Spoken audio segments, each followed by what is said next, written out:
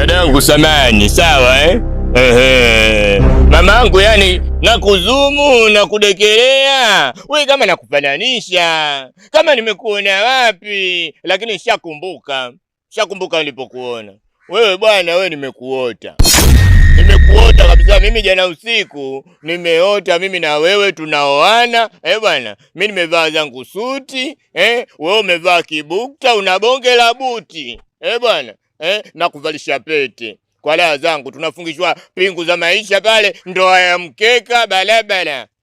Umekuwa mke na mume na nikikuangalia mama, wewe ndo yule kwenye ndoto yangu. Na mimi mama yangu aliniambiaje, nikiota nihakikishe ndoto zangu natimiza. Mwiko ukata tamaa, bora ukate kiuno kuliko ukata tamaa. Yaani nijitahidi nitimize ndoto zangu. Mimi naomba tu uwe wangu, ndoto yangu itimie. Kwa nini unasema umenota kwenye ndoto? Ndio. Tunaoana mimi na wewe. Mimi kwa sasa umenikuta natoka. Kuna mzigo huu hapa ndani ya begi. Kuna mali na upeleka.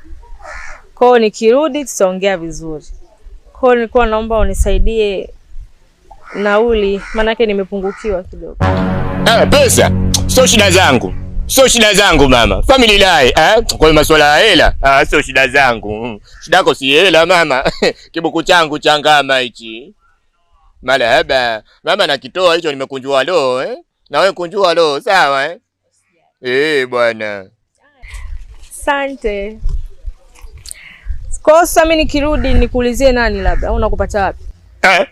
Hilo sio la kuuliza mama. Mimi mwenyeji mtaa huu. Wewe ulizia tu gengeni kwa Mwakatobe. Halwatan Mwakatobe. Unanipata muda wote.